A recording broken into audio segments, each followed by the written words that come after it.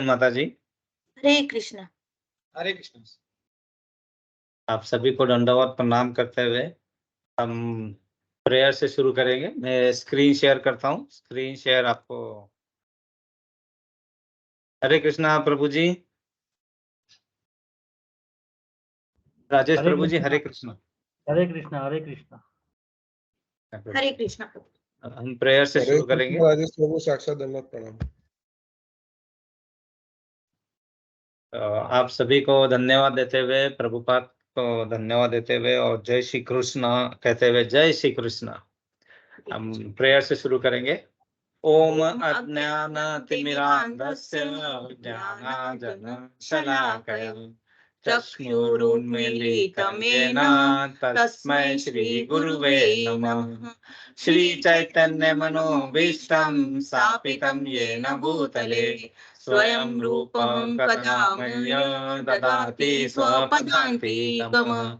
वन्देऽहं श्रीगुरुं श्रीयुतपदकमलं श्रीगुरून् वैष्णवांश्च श्रीरूपं साग्रजातं सगण रघुनाथवितं तथैवं साद्वैतं सावधूतं परिजनसहितं कृष्णचैतन्यदेवं श्रीराधा कृष्णपादानं सगण ललिता श्रीविशाखानि वितांश्व। हे कृष्ण करुणा सिंधो दीनबंधो जगत्पते गोपेश गोपिका कांता राधा कांता नमस्ते। तत्त्वकाञ्चन गौरांगी राधे वृंदावनेश्वरी वृषभानुसुते देवी प्रणमामि हरिप्रिये। वाञ्छाकल्पतरुभ्यश्च कृपा सिन्धुभ्य च पतितानां पावनेभ्यो वैष्णवेभ्यो नमो नमः। जय श्री कृष्ण चैतन्य प्रभु नित्यानंद श्री अद्वैत गदाधर श्रीवासादि गौरभक्त। हरे कृष्णा कृष्णा कृष्णा हरे हरे, हरे राम राम राम हरे हरे। हरे कृष्णा कृष्णा कृष्णा हरे हरे, हरे राम राम राम हरे हरे। हरे कृष्णा कृष्णा कृष्णा हरे हरे, हरे राम राम राम हरे हरे। गुरु प्रमाण मंत्र कहेंगे। नमो विष्णुपदाय कृष्ण पृष्ठाय भूतले श्रीमते भक्ति वेदांत श्रीमते जया पताका स्वामिने इति नामिने। नमो आश्चर्य पदाय निताय कृपा पदायिने गरुड़ कथा धाम दया मगन। प्रणाम मंत्र प्रभुपाद जी का करेंगे। नमो विष्णुपदाय कृष्ण पृष्ठाय भूतले श्रीमते भक्ति वेदांत स्वामिने इति नामिने। नमस्ते सरस्वते देवे गौरवाणी प्रचारिणे निर्विशेष शून्यवादी पाश्चात्यदेशतारिणे। जय श्री कृष्ण चैतन्य प्रभु नित्यानंद श्री अद्वैत गदाधर श्रीवासादि। ओम नमो भगवते वासुदेवाय। ओम नमो भगवते वासुदेवाय। ओम नमो भगवते वासुदेवाय। ओम नमो भगवते वासुदेवाय। ओम नमो भगवते वासुदेवाय। ओम नमो भगवते वासुदेवाय। जय श्री कृष्ण। हरे कृष्ण। हरे कृष्णा। आप सभी का फिर से एक बार स्वागत है। हम यहाँ Bhagavad Gita as it is, भगवान की वाणी जो प्रभुपाद ने लिखी है उसका हम प्रस्तावना, उसकी प्रस्तावना मतलब वो क्यों लिखी गई है उसके बारे में हम पढ़ रहे थे। और हम अभी पिछले अध्याय में कुछ उस प्रस्तावना के बारे में कुछ पार्ट हमने पढ़ा था। तो हमारा लास्ट पार्ट जो हम पढ़ रहे थे वो उसमें उसका थोड़ा रिकैप करेंगे, उसका थोड़ा सा हम ब्रीफ में डिस्कस करेंगे और आगे बढ़ेंगे।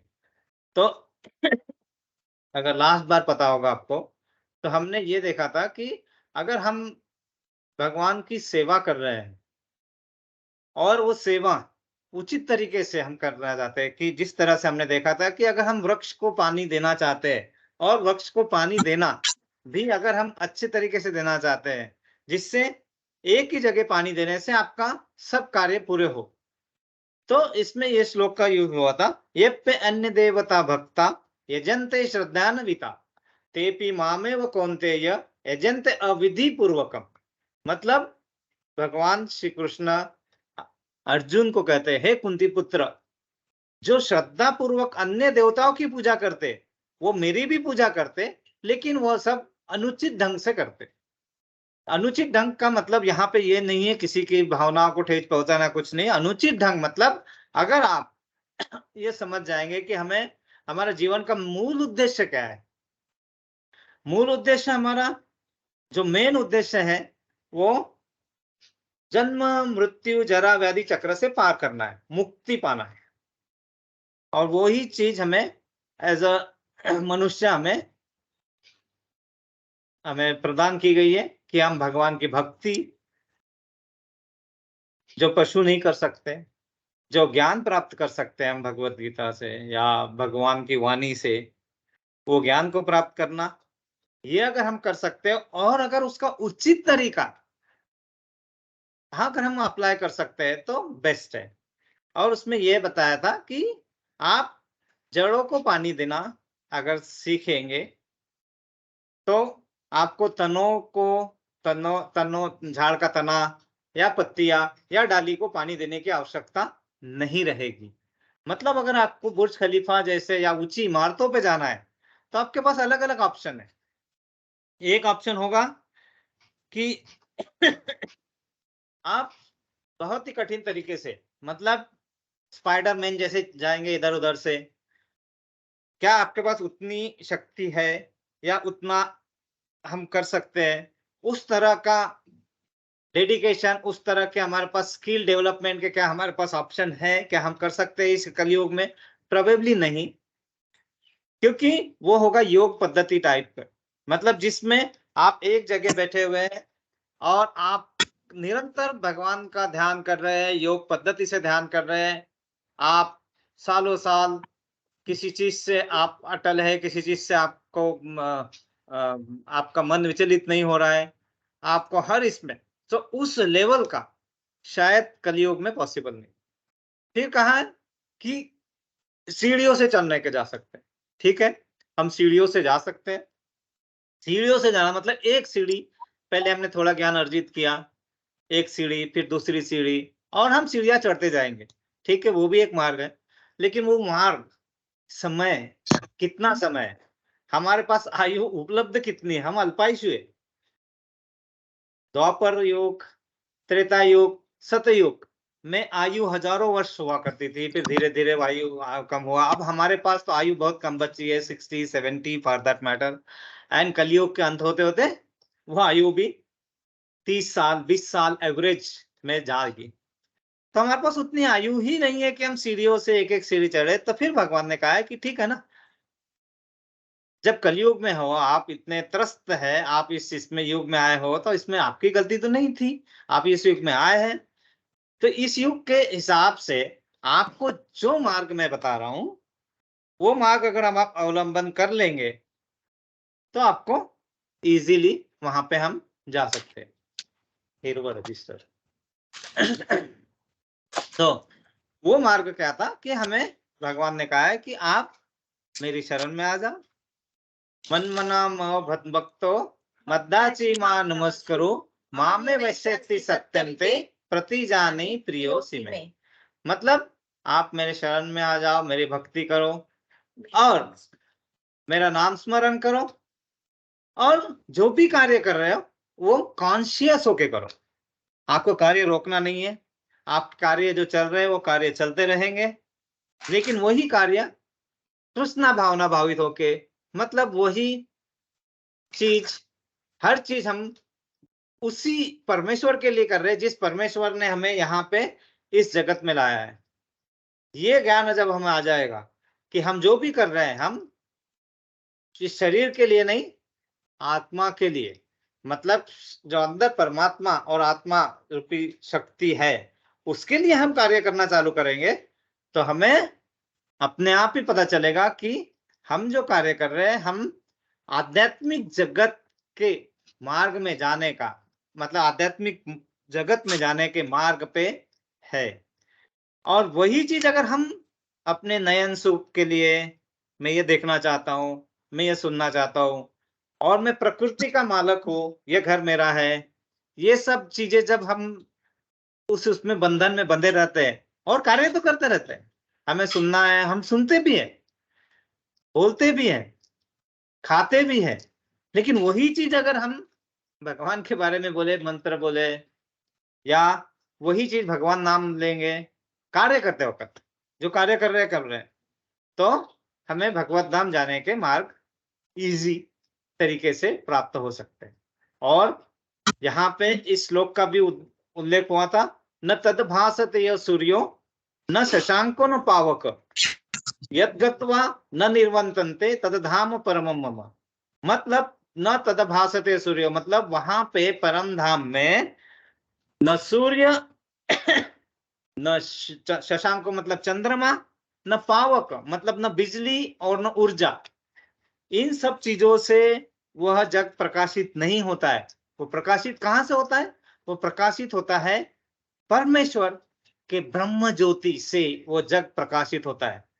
और इस बारे में जो ज्ञान प्राप्त कर लेता है उसे उस परम धाम में जाके वापस आने के, भौतिक जगत में वापस आने की जरूरत नहीं होती है, वो उस जगत में लौटकर नहीं आते।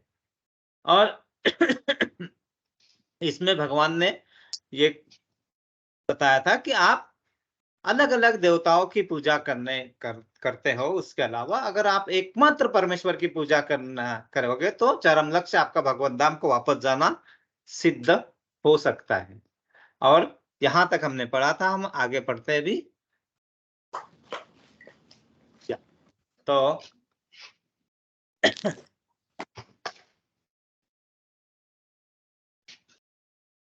हमने ये पढ़ा था भगवत गीता का, भगवान श्री कृष्ण के धाम का वर्णन हुआ था जिसमें न तद भासते सूर्यो न शशांको न पावक यद गत्वा न निर्वंतन्ते तद धाम परमम मम। तो इसके आगे हम पढ़ेंगे। इस श्लोक का अर्थ डिटेल में हम पढ़ना चाहेंगे अभी। तो ये श्लोक का अर्थ कौन पढ़ेगा? कोई पढ़ने के स्थिति में है? जी प्रभु जी, मैं पढ़ लूं? यस माता जी, हरे कृष्ण जी, हरे कृष्णा। यह श्लोक उस नित्य आकाश परम धाम का वर्णन प्रस्तुत करता है।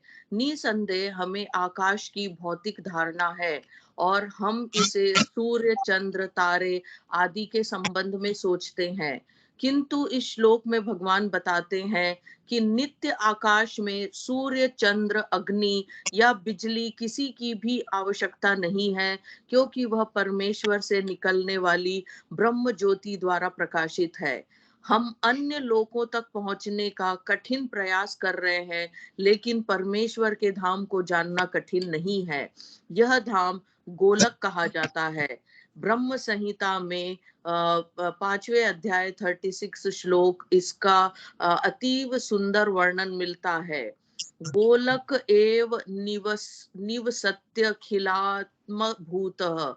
भगवान अपने धाम गोलक में नित्य वास करते हैं, फिर भी इस लोक से उन तक पहुंचा जा सकता है, और ऐसा करने के लिए वे अपने सच्चिदानंद विग्रह रूप को व्यक्त करते हैं, जो उनका असली रूप है। जब वे इस रूप को प्रकट करते हैं तब हमें इसकी कल्पना करने की आवश्यकता नहीं रह जाती कि उनका रूप कैसा है। ऐसे चिंतन को निरुत्साहित करने के लिए ही वे अवतार लेते हैं और अपने सुंदर स्वरूप को प्रदर्शित करते हैं। दुर्भाग्यवश अल्पज्ञ लोग इसकी हंसी उड़ाते हैं, क्योंकि वे हमारे जैसे बनकर आते हैं और मनुष्य रूप धारण करके हमारे साथ खेलते कूदते हैं। लेकिन इस कारण हमें यह नहीं सोचना चाहिए कि वे हमारी तरह है। वे अपनी सर्वशक्तिमान के कारण ही अपने वास्तविक रूप में हमारे समक्ष प्रकट होते हैं। और अपनी लीलाओं का प्रदर्शन करते हैं, जो धाम में होने वाली लीलाओं की अनुकृतियां प्रतिरूप होती है। हरि बोल। माता जी अगला भी पढ़िए, उसी से कनेक्टेड है। हाँ, जी जरूर। आध्यात्मिक आकाश की तेजोमय किरणें ब्रह्म ज्योति में असंख्य लोक तैर रहे हैं। यह ब्रह्म ज्योति परम धाम कृष्ण लोक से उद्भूत होती है और आनंदमय तथा विन्मय लोक जो भौतिक नहीं है, इसी ज्योति में तैरते रहते हैं। भगवान कहते हैं, न तद्भ्यासयते सूर्य सद्भासयते। को न पावकः उद्वत न निवर्तन्ते तद्धाम परम मम। जो इस आध्यात्मिक आकाश तक पहुंच जाता है, उसे इस भौतिक आकाश में लौटने की आवश्यकता नहीं रह जाती। भौतिक आकाश में यदि सर्वोच्च लोक ब्रह्म लोक को भी प्राप्त कर ले, चंद्र लोक का तो कहना ही क्या, तो यहाँ भी वही जीवन की परिस्थितियां, जन्म मृत्यु व्याधि तथा जरा होंगी। भौतिक ब्रह्मांड का कोई भी लोक संसार के इन 4 नियमों से मुक्त नहीं है। हरि बोल। हरि बोल। बहुत सुंदर वर्णन यहाँ पे हुआ है। अभी जो पढ़ा था कि न तद्भासयते सूर्यो न शशांको न पावक यद्गत्वा न निर्वतन्ते तद्धाम परमम मम। तो जो प्रभु ने कहा है कि मेरे परम धाम में जब आप आते हो, तो वहां पे प्रकाश जो आता है वो न तो सूर्य से, न चंद्रमा से, न किसी बिजली के उपकरण से, न कोई बिजली कोई शक्ति, न किसी इससे, वो स्वयं प्रकाशित ब्रह्म ज्योति, जो भगवान के ब्रह्म ज्योति से जो प्रकाश आता है, वही प्रकाश से प्रकाशित होता है। अब हम इस भूलोक में हैं, पृथ्वी पे, तो हम जब इतिहास पढ़ते हैं, सॉरी भूगोल पढ़ते हैं, ज्योग्राफी पढ़ते हैं, तो हमें बताया जाता है कि चंद्रमा, सूर्य, चंद्रमा को जो शक्ति मिलती है या प्रकाश मिलता है, वो सूर्य से प्रकाश आता है। सूर्य को प्रकाश कहाँ से मिलता है, इसके बारे में हमें बताया नहीं जाता है, या उसके बारे में हमें शायद नहीं पता होता है। लेकिन जब हम जैसे जैसे हम ये ज्ञान प्राप्त करते जाते हैं, तो हमें पता चलता है कि ये सब प्रकाशित जो है, प्रकाश जो है, उनका सोर्स एक, और उस सोर्स से ही प्रकाश आते हैं। तो अगर उस सोर्स के धाम में हम पहुंच जाएंगे, जो हमारा परम धाम, हम जहां जाने की हमारी जो अल्टीमेट इच्छा है कि हम परम धाम में जाए, ताकि हम न तो जन्म मृत्यु, न तो जरा, न एजिंग हो, न हमारी व्याधि हो, न दुख ना हो, कुछ हो, हम इस चक्र से बाहर आना चाहते हैं। तो उस चक्र के लिए हम प्रयास करते थे। यहाँ पे हम सब अच्छे कर्म करने की कोशिश करते हैं। हम चाहते हैं कि हमें, जिसे हमारे पूर्वजों ने बताया कि अगर आप ऐसा करोगे तो आप स्वर्ग में जाओगे, अगर आपने कुछ चूका और कुछ गलत किया तो नरकलोक में जाओगे। तो हमें इस चीज के बारे में हमें कितना पता है कि हमें स्वर्गलोक, नरकलोक, पृथ्वीलोक, हमें इतना ही पता होता है, और इसीलिए हम उन अन्य लोकों तक पहुंचने का कठिन प्रयास कर रहे हैं। ये अन्य लोग, अब ये चीज बहुत जरूरी है। जैसे हमने पिछले बार थोड़ा कहा था कि गोलोक का चार्ट एक ऐसा चार्ट है जिसके बारे में हम पढ़ेंगे, और वो चार्ट के बारे में एक अलग से हमारा डिस्कशन होगा। लेकिन ये बहुत समझना जरूरी है कि जब हम किसी भी देवताओं की पूजा करते हैं, जब हम अच्छे कर्म करते हैं, और अच्छे कर्म कितने अच्छे हैं, वो अच्छे कर्म पूर्ण अच्छे हैं या अच्छे हैं, ये समझना बहुत जरूरी है। पूर्ण अच्छा मतलब आप भक्ति में कृष्ण भावना बल होके आप उस कर्म को कर रहे हैं और उसकी फल की आशा ही नहीं कर रहे। उस तरह के कर्म को हम निष्काम कर्म, और सकाम कर्म जो हम करते हैं, जो हम कर्म कर रहे हैं और उसमें कुछ ना कुछ फल मिलेगा, उसकी आशा कि हाँ मैंने ये दान दिया है तो मुझे कुछ ना कुछ अच्छा होगा, ये जब हमारे मन में भाव होता है, तो वो भाव भी होता है, अच्छा है, गुड बेटर बेस्ट, तो गुड है, दिस इज गुड। बेटर पे और बेस्ट जो अल्टीमेट है, वो पूर्ण ज्ञान, और उसमें हमें कर्म करके उसके फल की अपेक्षा न करके कर रहे हैं। मतलब हम हर चीज किसके लिए कर रहे हैं? परम ईश्वर परमेश्वर के लिए। उनको कॉन्शियस रख के, उनको सेंटर में रख के, उनके बारे में सोच के ये सब जब हम करते हैं तो वो होता है निष्काम कर्म। तो यहाँ पे हम जब करते हैं कुछ प्रयत्न, तो हम क्या करेंगे कि यहाँ से उच्च लोक में, उच्च लोक हो सकता है चंद्रलोक, सूर्यलोक, इंद्रलोक, स्वर्गलोक, ऐसे बहुत सारे लोक हैं। ये सब लोक भौतिक जगत में ही आते हैं। मतलब मैं थोड़ा ब्रीफ में बताऊंगा, लेकिन वो मैं गोलाकार चार्ट के बारे में डिटेल में हम आगे पढ़ेंगे, लेकिन उसके बारे में थोड़ा सा पता हो, इसीलिए इन ब्रीफ ज्यादा डिटेल में नहीं जाएंगे इसके, क्योंकि ये बहुत अलग है। इसकी जो मेरे पास जो इमेज है वो इमेज भी इतनी क्लियर नहीं है, बट आप समझिए यहाँ यहाँ ये आप फूल देख पा रहे हैं? इसमें हर एक पत्ती है, इसका चित्र एकदम क्लियर नहीं है, उसके लिए मैं क्षमा चाहता हूँ। यहाँ पे बीच में आपको राधा रानी और कृष्ण दिखेंगे, तो दिस इज गोलक धाम। और हर पत्ती में आपको यहाँ पे हर इसमें आपको राधा कृष्ण दिखेंगे। मतलब भगवान कृष्ण उस गोलक धाम में है, और वहां होके भी वो हर जगह फिर से वो एक्सपांशन रूप में हर जगह होते हैं।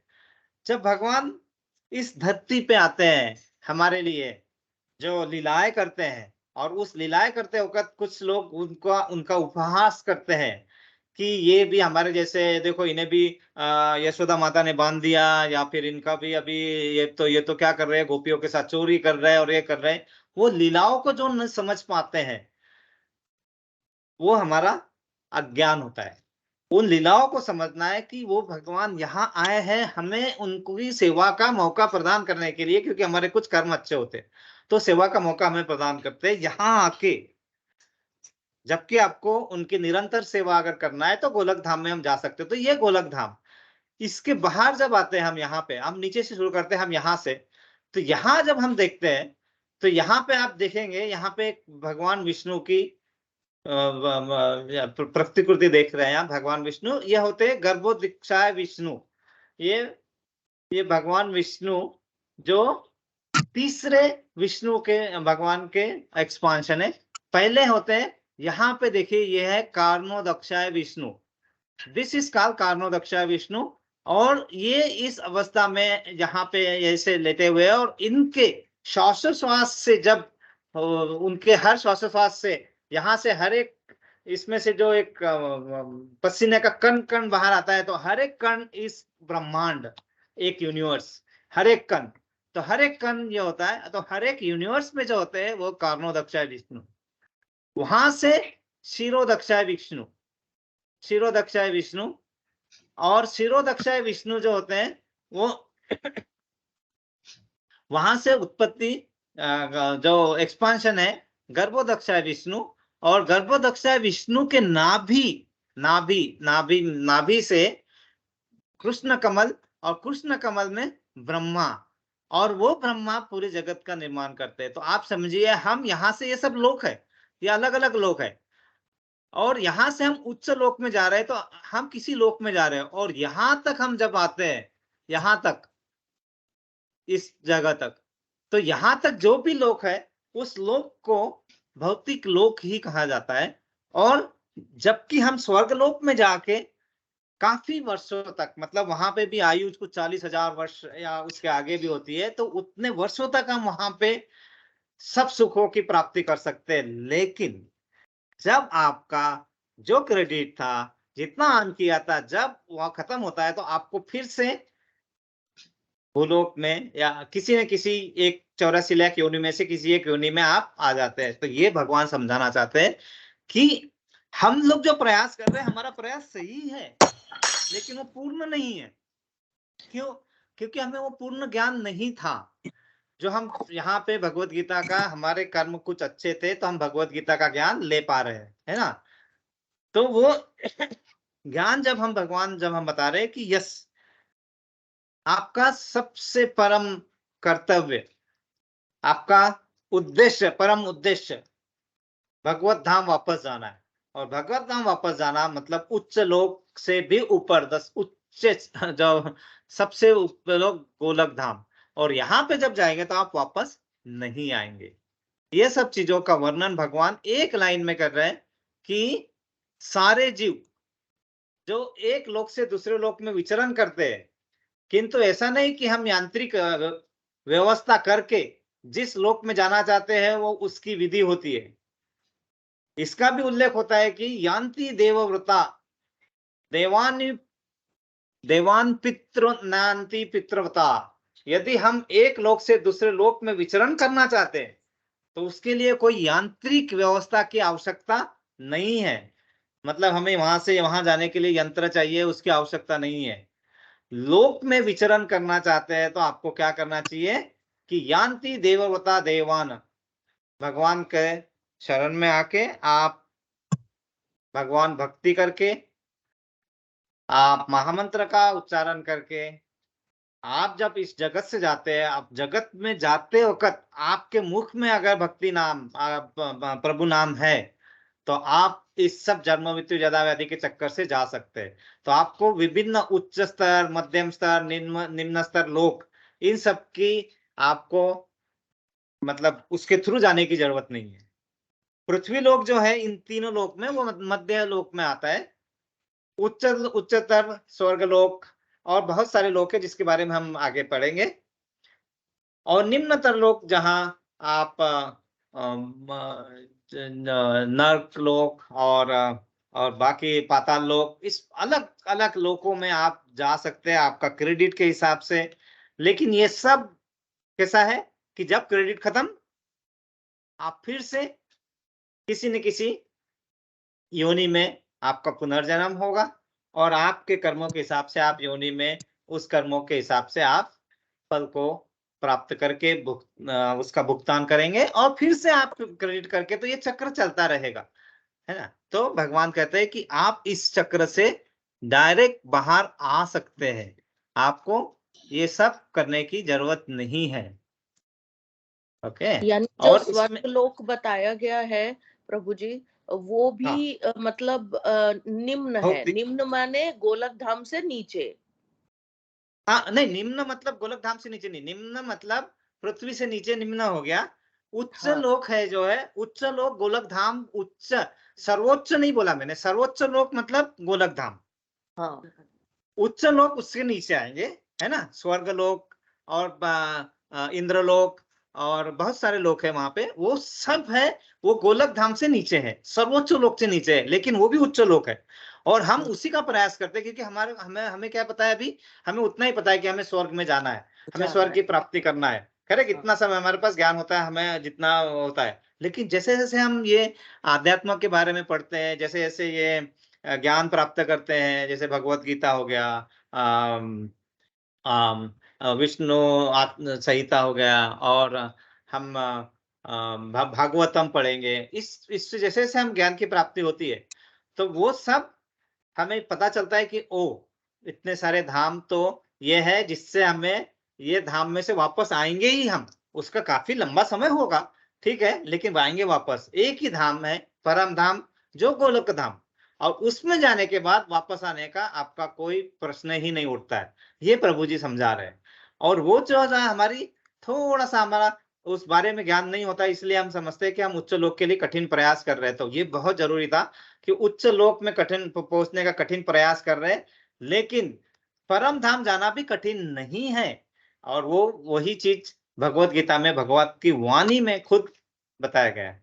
सबसे अच्छी बात भगवत गीता के बारे में यह है कि आपके पास इतना समय नहीं है कि आप इतने सारे ग्रंथों के, इतने सारे पुराण, उपनिषद ये सब पढ़ नहीं सकते क्योंकि हमारी उतनी आयु ही नहीं है।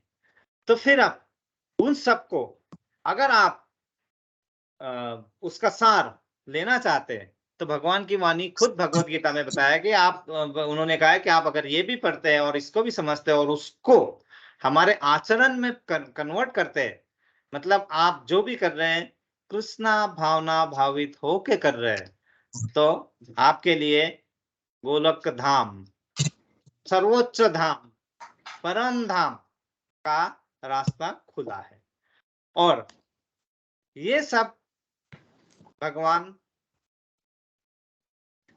जब जब जैसे समय आता है, यहाँ पे फिर से यहाँ पे अपने अलग अलग रूप में भूलोक में आते हैं और हमें अपने लीलाओं का दर्शन मतलब उसका एडवांटेज हमें देते हैं। तो यही सब चीजों का वर्णन यहाँ पे हुआ है कि वो अपने श्याम सुंदर रूप को प्रदर्शित करते हैं, लेकिन दुर्भाग्यवश लोग उसको मजाक समझते हैं या फिर वो समझते हैं कि ये भी नॉर्मल व्यक्ति है, जो कि नहीं है। और यहाँ पे बताया था कि आध्यात्मिक आकाश की तेजोमय किरणों में असंख्य लोग तैर रहे हैं, मतलब असंख्य लोग है, और उस लोगों के बारे में नहीं है, क्योंकि जो पूरा हम जो हमारा जो भौतिक जगत है, ये कुछ 1/3 है और 2/3 बहुत बड़ा आध्यात्मिक जगत है। और उस आध्यात्मिक जगत के बारे में हमें उतना ज्ञान न है, लेकिन अगर हमें सर्वोच्च लोक में जाना है तो हम जा सकते, जन्म मृत्यु जरा व्याधि के चक्कर से बाहर निकल सकते हैं। यहाँ तक किसी को कोई प्रश्न है तो पूछ सकते हैं, क्योंकि ये बहुत इंपॉर्टेंट चीज है, जिसके बारे में ऑफकोर्स जैसे जैसे हम ये तो प्रस्तावना कर रहे हैं ना, हम जैसे जैसे हम आगे बढ़ेंगे हम इसके बारे में और आगे पढ़ेंगे और डिटेल में पढ़ेंगे। डिटेल में मतलब जो गोलक का चार्ट है, वो गोलक का चार्ट बहुत डिटेल में है।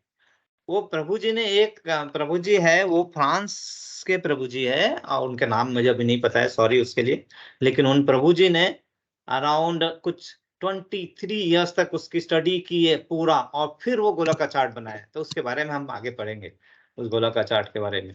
लेकिन तो यहाँ पे आप सर्वोच्च लोक जाने के लिए तैयार है, तो सिर्फ आपको करना है कृष्णा भावना भावित होकर कार्य करते रहना है। और भौतिक ब्रह्मांड का कोई भी लोक संसार के 4 नियमों से मुक्त नहीं है। कौन से नियम? जन्म मृत्यु जरा व्याधि। हाँ, उसका जन्म और मृत्यु के बीच का समय अलग अलग लोकों में अलग अलग रहेगा। स्वर्ग लोक में जाएंगे तो आप हजारों वर्ष वहां पे रहेंगे, लेकिन फिर भी अल्टीमेट वहां से वापस आएंगे। तो हम अपना कार्य करेंगे, हम अपना कर्म करेंगे, और उसके हिसाब से हमें जो भी जितना कर्म करेंगे, जितना क्रेडिट मिलेगा, उसके हिसाब से हमें उच्च लोक तो जरूर होगा। और कुछ नहीं है तो हमें एटलीस्ट हम किसी अच्छे घर में जन्म लेंगे, और जितना हम यहाँ पे क्रेडिट अर्न किया है, वो क्रेडिट हमारा बचा रहता है। एक ही चीज हमारे साथ में जाती है, वो होता है कर्म का क्रेडिट, और उस क्रेडिट के साथ आपका पुनर्जन्म होता है। और आप उसके आगे अगर आप अच्छे कर्म करें तो आप हो सकता है कि आप अच्छे घर में, अच्छा घर मतलब ऐसा जरूरी नहीं है कि पैसे वाला घर अच्छा है, अच्छा घर जहाँ पे अच्छे विचार, अच्छे बारों अच्छे चीजें बातें की जाती है ना, जहाँ जैसे ब्राह्मण, क्षत्रिय, शूद्र और वैश्य, ये सब चीजों के बारे में धारणा ही अलग है हमारे इसमें, कि हम समझते हैं कि शूद्र मतलब एकदम गई गिते जाति लोग निम्न जाति के, ऐसा नहीं है। तो भगवान ने क्या किया? चातुर्वर्य मया सृष्टम गुण कर्म विभाग, मतलब आपके गुण कर्म के हिसाब से विभाग किया गया है। और कर्म शाश्वत नहीं है, मतलब आप उसको आपके हिसाब से, आपके एटीट्यूड के हिसाब से, आपके करने के पद्धति के हिसाब से आप कृष्ण भावना भावित होकर जब करते हैं तो आप उसको चेंज कर सकते हैं। और भगवान ने यही कहा है कि आपके हिसाब से आप कर्म कर सकते हैं। लेकिन चातुर्वर्ण्य मया सृष्टम गुण कर्म विभागश तस्य कर्तारम अपि मापम, मतलब इतना करके भी मैं उसमें अव्यक्त अकर्ता हूँ, मतलब मेरा उसमें कोई भी डायरेक्ट रोल नहीं है। केमिस्ट्री में ज्यादा अच्छे से समझ सकते हैं कि हम जब केमिकल रिएक्शन होते हैं तो उसमें एक ऐसा घटक होता है जो केमिकल रिएक्शन में पार्ट नहीं करता है। कौन सा होता है वंदना माता जी? कैटलिस्ट। यस। तो वो क्या करता है कि हमारे रिएक्शन की रेट को बढ़ाता है, लेकिन वो रिएक्शन में पार्टिसिपेट नहीं करता है। भगवान जी कहते हैं परम कि यस मैं सब इस सब का करता हूँ, मतलब मैं इस सब का मुझसे ही उत्पन्न होते हैं इस सब चीजों का, लेकिन मैं उसमें पार्टिसिपेट नहीं करता हूँ। ठीक। लेकिन हम सब जो भी भौतिक इसमें इस सब नियमों से बंधे हुए, उस नियमों से हम बाहर जा सकते हैं। इसके आगे हम पढ़ेंगे अभी। तो इसके आगे कौन पढ़ेगा अभी? ये 2 पैराग्राफ पढ़ना है, सारे जीव। मोना माता जी आप पढ़ेंगे? हाँ पढ़ो। मैं पढ़ती हूँ। हाँ। सारे जीव एक लोक से दूसरे लोक में विचरण कर रहे हैं, किंतु ऐसा नहीं है कि हम यांत्रिक व्यवस्था करके जिस लोक में जाना चाहे वहां चले जाए। यदि हम किसी अन्य लोक में जाना चाहते हैं तो उसकी विधि होती है। इसका भी उल्लेख हुआ है। यान्ति देवव्रता देवान पितॄन यान्ति पितृव्रता। यदि हम एक लोक से दूसरे लोक में विचरण करना चाहते हैं तो उसके लिए किसी यांत्रिक व्यवस्था की आवश्यकता नहीं है। गीता का उपदेश है यान्ति देवव्रता देवान चंद्र सूर्य तथा उच्चतर लोक स्वर्ग लोक कहलाते हैं। लोकों की 3 विभिन्न स्थितियां है, उच्चतर, मध्य तथा निम्न तर लोक। पृथ्वी मध्य लोक में आती है। भगवत गीता बताती है कि इस प्रकार अति सरल सूत्र यान्ति देवव्रता देवान द्वारा उच्चतर लोकों यानी देवलोकों तक जाया जा सकता है। मनुष्य को केवल उस लोक के विशेष देवता की पूजा करने की आवश्यकता है और इस तरह चंद्रमा, सूर्य या अन्य किसी भी उच्चतर लोक को जाया जा सकता है। फिर भी भगवत गीता हमें इस भौतिक ब्रह्मांड के किसी लोक में जाने की सलाह नहीं देती, क्योंकि चाहे हम किसी यांत्रिक युक्ति से 40,000 वर्षों और कौन इतने समय तक जीवित रहेगा, तब यात्रा करके सर्वोच्च लोक ब्रह्म लोक क्यों न चले जाए, किंतु फिर भी वहां हमें जन्म मृत्यु जरा तथा व्याधि जैसी भौतिक असुविधाओं से मुक्ति नहीं मिल सकेगी। लेकिन जो परम लोक, कृष्ण लोक या आध्यात्मिक आकाश के किसी भी अन्य लोक में पहुंचना चाहता है, उसे वहां से असुविधाएं नहीं होगी। आध्यात्मिक आकाश में जितने भी लोक है उनमें गोलोक वृंदावन नामक लोक सर्वश्रेष्ठ है, जो भगवान श्री कृष्ण का आदि धाम है।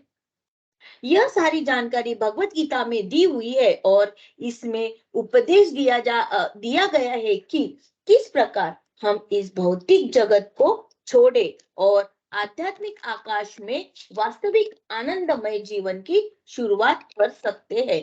हरि बोल। हरि बोल। सो ये सब चीजें जो अभी हम डिस्कस कर रहे थे, यही सब चीजें कि आप अगर चंद्रलोक, सूर्यलोक, स्वर्गलोक, ब्रह्मलोक तक जाना चाहते हैं और आप उसके बारे में करते हैं तो करेंगे। तो इसमें क्या लिखा है? अन्य देवता भक्ता, मतलब जब अन्य देवताओं के आप भक्ति करते हैं, है ना, तो वहां से आपको ये सब उच्चतर लोकों में जाने का परमिशन मिल जाता है। लेकिन बहुत बहुत स्पष्ट तरीके से बताया गया है कि उच्चतर लोक, जितने भी लोग हैं, सभी लोगों में जब भी आपका क्रेडिट खत्म होता है तो आप फिर से वापस उसी जन्म मृत्यु जरा व्याधि के चक्कर में आते हैं। और इससे बाहर आना है तो आपको सर्वश्रेष्ठ लोक गोलक धाम में जाना है। तो आपके पास जो मार्ग है वो भगवत गीता में बताया गया है। इस बारे में यहाँ पे बहुत ही अच्छे तरीके से वर्णन किया है और जिस बारे में हमने डिस्कस किया है।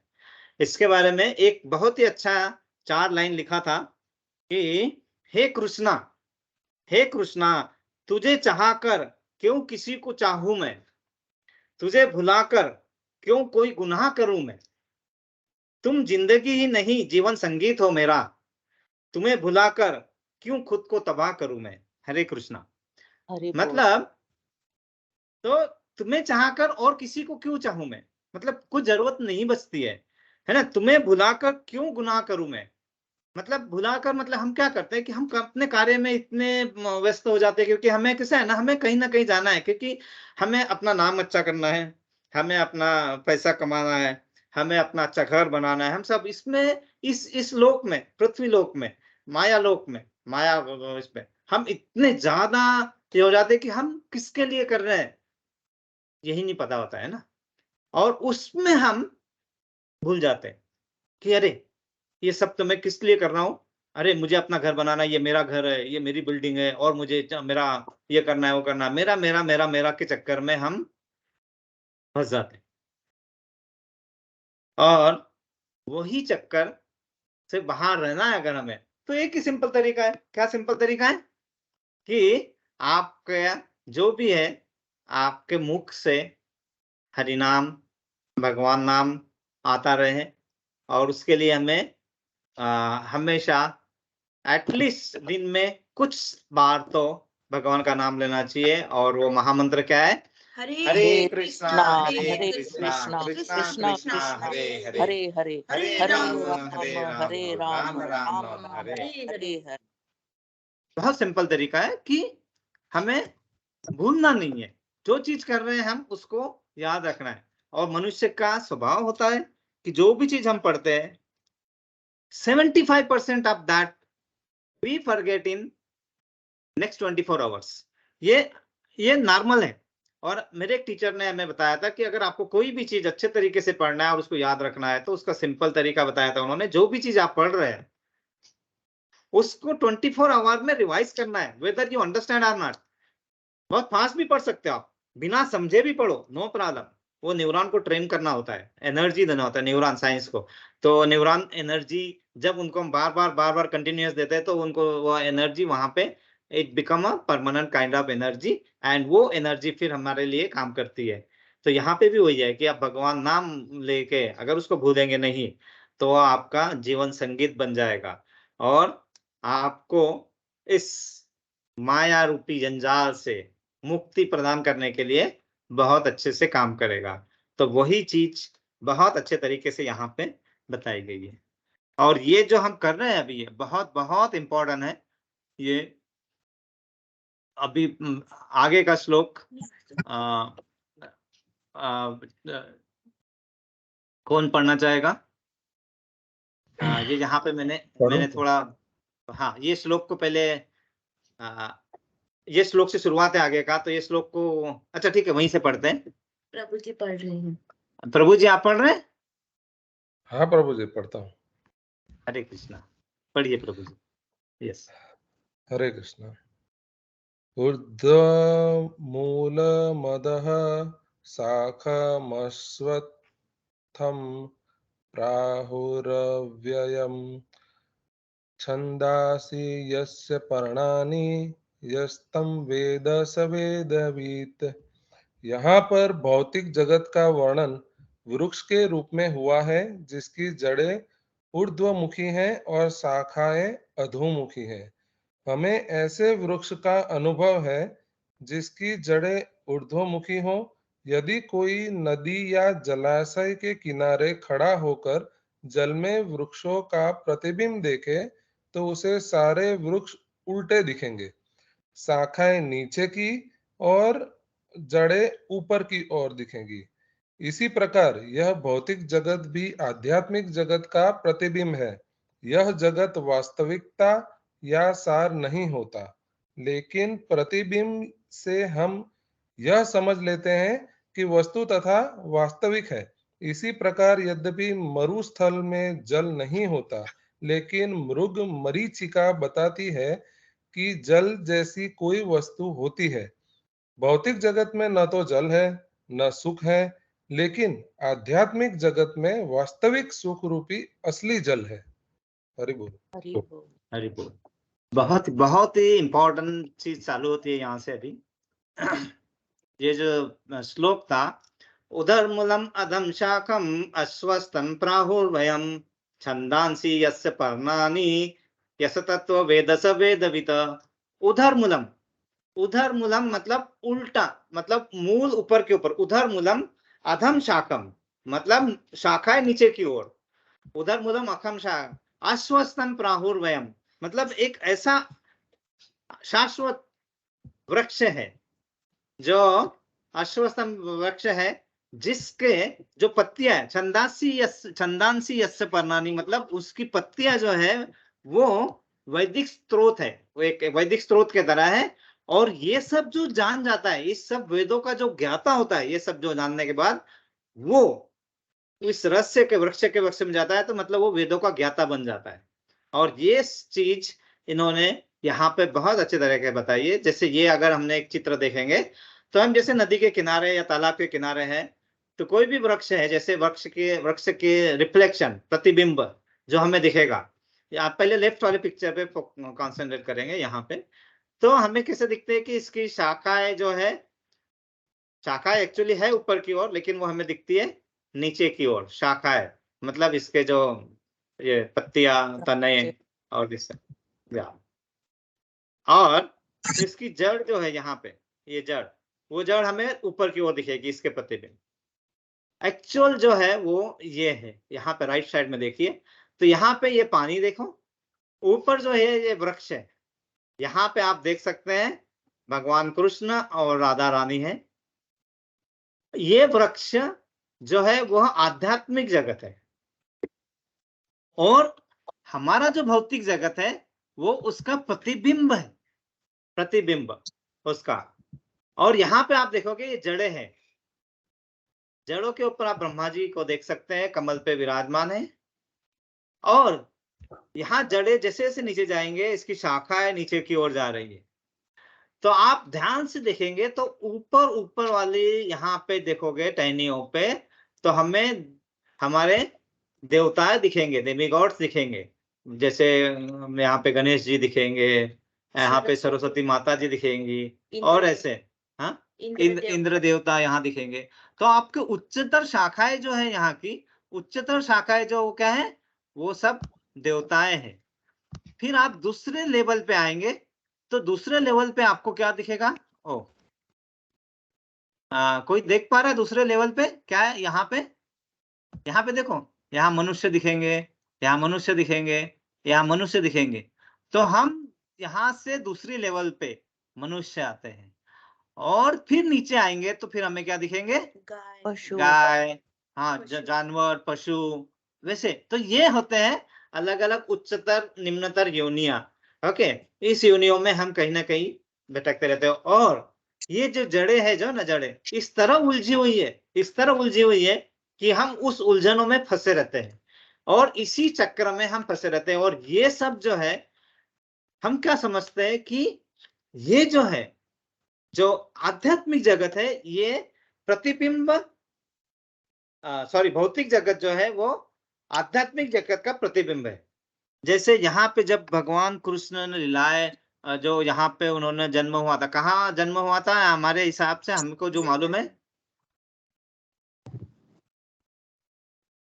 वृंदावन में या मथुरा में? मथुरा में। ओके, तो जो यहाँ पे कृष्ण लीलाएं हुई है वो प्रतिबिंब है एक्चुअल वृंदावन, एक्चुअल मथुरा जो ऊपर है, गोलक धाम, गोकुल धाम, उसका प्रतिबिंब इस जगत में जो है वो, वहां पे भगवान आते हैं। भगवान हर कहीं पे अपनी लीलाओं का प्रदर्शन नहीं करते हैं, वो वहीं पे करते हैं जहां पे मतलब वो चाहते हैं।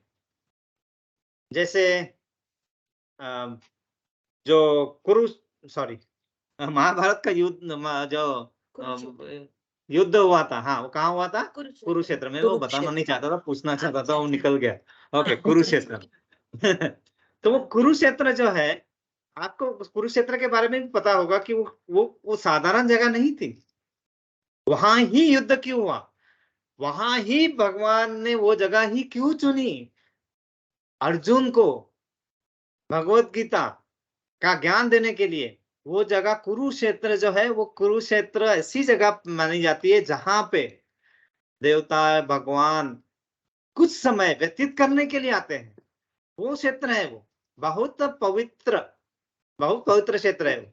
और उस क्षेत्र को ही चुना गया था, कुरुक्षेत्र। उसके बारे में भी बहुत अच्छा है, कभी टाइम मिला तो हम उसके बारे में भी पता कर, मतलब डिस्कस करेंगे कुरुक्षेत्र के बारे में।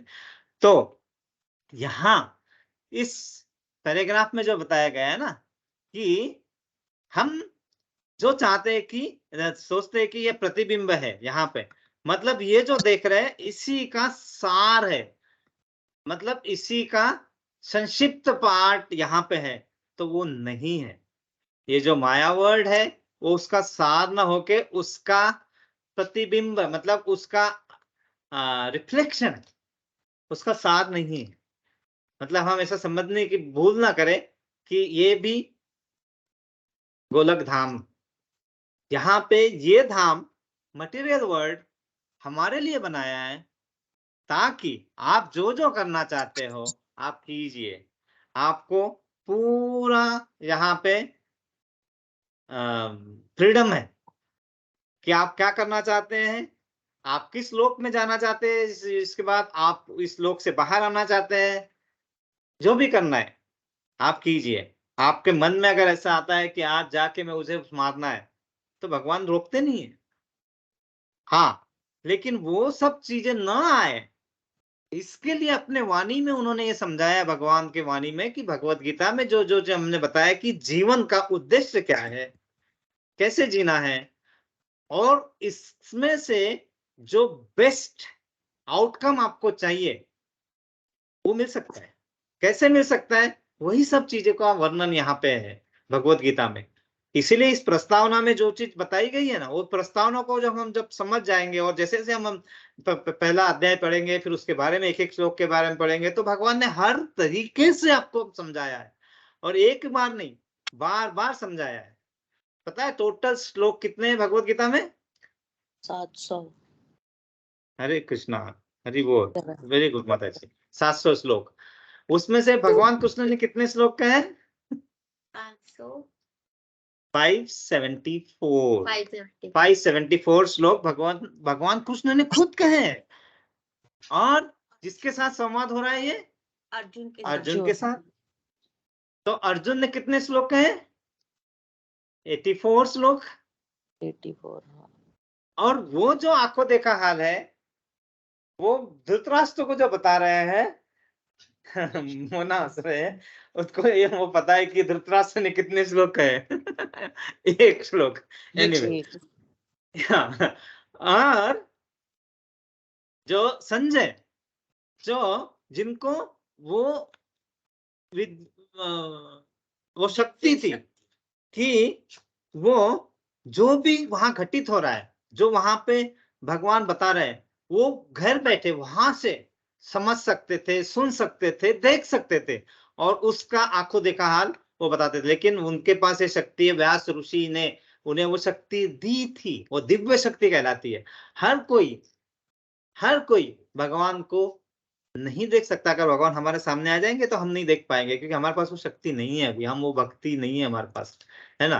तो उसका स्वरूप नहीं देख पाएंगे हम। इसीलिए भगवान ने यहाँ पे क्या बताया कि मैं श्याम सुंदर रूप देता, मैं तुम्हें दिखाता हूँ श्याम सुंदर रूप, और वो श्याम सुंदर रूप देखने के बाद फिर आपको उस मतलब आप मुझे अच्छे तरीके से देख सकते हो श्याम सुंदर रूप में। इसीलिए हम देख पाए, क्योंकि हम अगर वो अपने असली स्वरूप में आएंगे तो हम देख ही नहीं पाएंगे।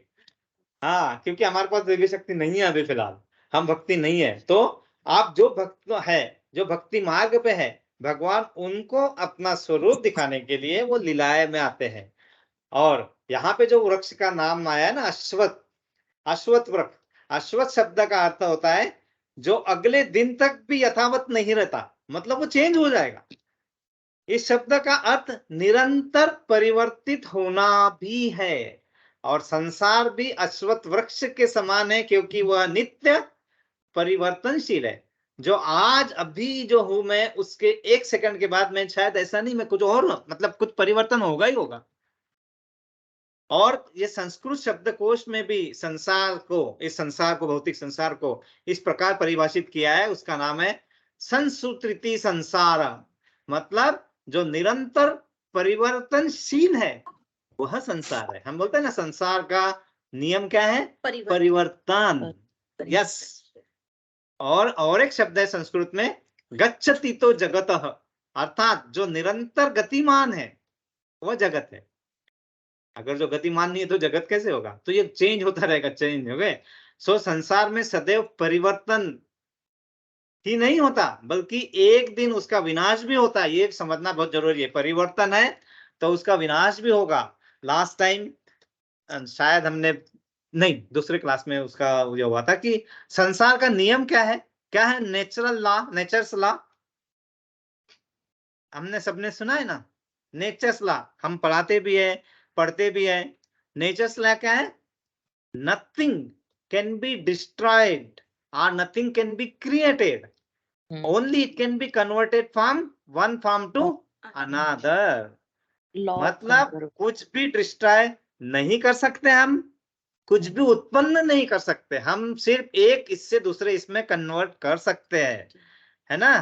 तो इसलिए यहाँ का प्रत्येक पदार्थ अस्थाई एंड अश्वत है, और उसी अश्वत वृक्ष के बारे में भगवान कहते हैं, है ना। तो जब यह अश्वत है तो इसका विनाश एक दिन होगा, और विनाश होगा और वो कहीं जाएगा, तो ये भी समझना, और भगवान में विलीन होगा, फिर बाद में फिर उसकी उत्पत्ति होगी। तो ये सब चीजों को समझना इस वृक्ष से बहुत बहुत बहुत इंपॉर्टेंट है। यहाँ पे हम रुकना जाएंगे, और उसमें से आपको आध्यात्मिक जगत में कैसे जाना है उसके बारे में भगवान ने बताया। ये श्लोक के बारे में हम आगे डिस्कस करेंगे, लेकिन इस श्लोक को मैं पढ़ लेता हूँ। ये श्लोक है, निर्माण मोहा जित संग दोषा अध्यात्म नित्या विनीत वृत्त कामा दवंतव वै मुक्त्वा सुख दुख संगे गर्चन्युक्त मुड़ा पदम व्यम तत। इस बारे में बताएंगे। तो देखो, भगवान ने यही नहीं बताया कि ये सब है, लेकिन इससे बाहर कैसे आना है, इसको कैसे हम आगे बढ़ सकते हैं। हर चीज में जैसे जैसे हम आगे बढ़ेंगे ना, तो इसमें हर चीज के बारे में डिटेल्ड चीज बताई गई है भगवत गीता में। और ये सब कैसा है, भगवान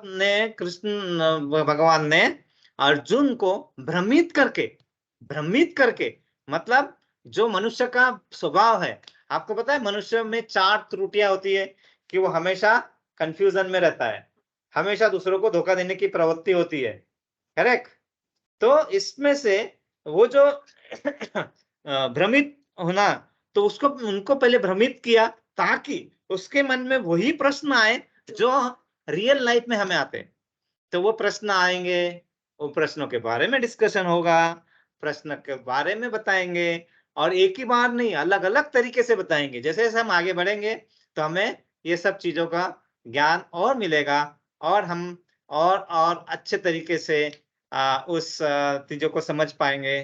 तो और आप सब अब यहाँ पे ये समझते हैं, हम डिस्कस करते हैं, इसलिए हम मैं सब आप सभी का आभारी हूँ। और हम सब इसलिए क्यों कर पाते हैं, आपको मालूम है क्यों कर पाते हैं हम, क्यों यहाँ पे आज ज्वाइन कर पाते हैं हम? बहुत लोगों को करते हैं, लेकिन ज्वाइन करते हैं कुछ लोगों को कुछ ना कुछ काम आ जाता है। हम why we are able to join? Natarajan Prabhu ji, can you tell why we are able to join? To understand Bhagavad Gita and understand Lord Krishna, Hare Krishna. Yeah, correct. To understand this is what we are trying to do. But why we are able to join? Because we have earned earlier some good karma, and that is in our credit. Otherwise, everybody cannot come and join. There are many people in the world, but how many are there in this to understand in this? बहुत कम, very little, very less. Because this all are there because of our good karmas. तो हमारे कर्म अच्छे थे, therefore, and that's what we are trying to do. What we had earlier, जो हमारे पास अच्छे थे, हम वो और अच्छा करने की कोशिश कर रहे हैं। और ये कोशिश हमारी कैसे होनी चाहिए? फुल सरेंडर, शरणागति। मतलब we are not having any question, but we follow it. Okay, and as we go on following it, then we understand more and more. मतलब ऐसा नहीं कि क्वेश्चन आपको नहीं, डाउट तो बिल्कुल होना चाहिए, क्वेश्चन बिल्कुल होना चाहिए, but not as a मतलब we are doubting the process. Doubt होना चाहिए कि how the process is, what is the best way to do it. Those doubts, yes, if I am doing this, what could be the good and bad, that are the doubts. But at the same time, like Arjuna, initially after understanding all those things, he said, okay, I surrender, Sharanagati. Now Prabhuji, you tell me what to do and how to do, and I will do as it is. इसलिए Bhagavad Gita as it is जो प्रभुपाद ने लिखी है, और जिसको भगवान की वाणी कहते हैं हम, उसको as it is Bhagavad Gita ही हमें वहीं से ही ज्ञान लेना चाहिए। अलग अलग तरीके से हम ज्ञान देने की कोशिश करेंगे तो हमें आधा ज्ञान मिलेगा। And little knowledge of anything is very dangerous. So हमें, if you want to pass on to our youngsters, the knowledge should be taken from the best source, and we are lucky, we are together, we are going and getting this, trying to understand this, and thank you आप सभी को, आप सब join करते हैं, आप सब हम डिस्कशन करते हैं, और ये डिस्कशन वाला कोर्स दिस पोर्शन और बढ़ेगा। अभी ये प्रस्तावना है ना, so therefore I am trying to go in this way, but as we move on, that will be a more discussion, your more questions, more, and within 1 hour there will be more discussion from you, your points, your discussion. This is how the Gita will be read, this is how the Gita will be understood, and that is the way. Otherwise भगवान श्री कृष्ण अर्जुन को ये इतना नहीं समझाते थे। आप देखोगे कि हर चीज, छोटी चीज को 4-4 बार भगवान ने समझाया है। भगवत गीता पढ़ेंगे ना, because we know we are बद्ध जीव, तो हमें उतना ज्यादा जल्दी समझ में नहीं आएगा और हम भूलते जाएंगे, क्योंकि ये काम करके हमारे पास इमीडिएटली दूसरे काम करना होता है। We have to go to the other work immediately, correct, because हमें अपना काम तो करना ही है। देखो अभी कितना अच्छा है, ज्योति माता जी ट्रेन में है अभी, लेकिन उन्होंने ज्वाइन किया। थैंक यू माता जी, हरि बोल। तो this are all good thing, our good karma only is helping us. Yes माता जी, आप बोलना चाहते कुछ? नहीं, हरि बोल प्रभु जी। हरि बोल, हरि बोल। तो ये सब आप सब मिलते हैं तो बहुत अच्छा लगता है।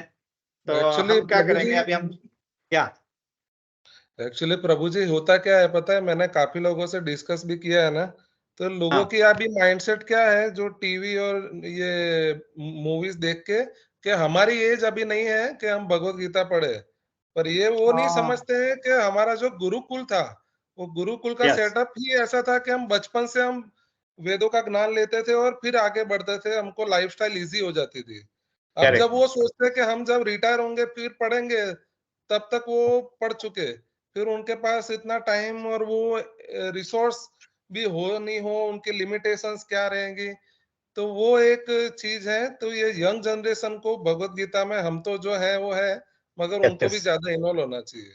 हरे नहीं, कृष्ण। वही है प्रभु जी, इसीलिए वो जो है ना, मतलब किस एज में, देयर इज नो एज, मतलब वहां पे है, उन्होंने बताया कि आप 3 इयर्स से आप आराम से ये भगवत गीता पढ़ सकते हैं, 3 इयर्स से। और एक छोटा बच्चा है, भागवत, उसके बहुत सारे वीडियोस आते रहते, 3 साल का है, उसको हमसे ज्यादा ज्ञान है, अभी श्लोका भी याद है, हरि सब बोल, कुछ याद है। हरि बोल। और वो देखिए कि किस तरह से वो अपने आप को strong, he is making himself strong, and anyway we become strong, we become stable. हम जो काम करते हैं ना, उसी में स्टेबिलिटी आती है। एंड उनका ग्रास्पिंग प्रभु जी बहुत अच्छा रहेगा, एज के हिसाब से उनका ग्रास्पिंग बहुत फास्ट रहेगा कंपैरेटिवली। फास्ट रहेगा, and then they will acquire the best skill, मतलब जो अल्टीमेट है उस पे जाएंगे। अदरवाइज हम तो अच्छा काम कर ही रहे हैं, तो हम इसी तरह हम जुड़े रहे, हम सबका प्रगति होते रहे, हम सब अपने अपने जो भी चाहते हैं उसकी पूर्ति हो, और हम आगे बढ़े। इसलिए हम क्या करेंगे, हम सब प्रेयर करेंगे 3 बार। हरे कृष्णा कृष्णा कृष्णा हरे हरे, हरे राम राम राम हरे हरे, हरे कृष्णा कृष्णा कृष्णा हरे हरे, हरे राम राम राम हरे हरे, हरे कृष्णा कृष्णा कृष्णा हरे हरे, हरे राम राम राम हरे हरे। हरे कृष्ण। हम प्रभुपाद के लिए, गुरुदेव के लिए प्रेयर करेंगे। हरे हरे कृष्णा कृष्णा कृष्णा कृष्णा हरे हरे, हरे हरे राम राम राम हरे हरे, हरे कृष्णा कृष्णा कृष्णा हरे हरे, हरे राम राम हरे हरे, हरे कृष्णा कृष्णा कृष्णा हरे हरे, हरे राम राम हरे हरे। भगवत गीता ग्रंथ राज की जय। जय। प्रेयर करेंगे। वांछा कल्पतरु वृक्ष कृपा सिंधुभ्य एव च पतितानां पावनेभ्यो वैष्णवेभ्यो नमो नमः। अनंत कोटि वैष्णवृंद की जय। प्रभुपाद की जय, जय। गुरुदेव की जय, जय। नित्यानंद प्रेमानंदे हरि हरि हरि बोल। हरि हरि बोल। आप सभी का एक बार धन्यवाद करते हुए यहाँ पे हम रिकॉर्डिंग करेंगे। किसी को कोई प्रश्न है तो मैं भी ऑनलाइन हूँ और आप इसी तरह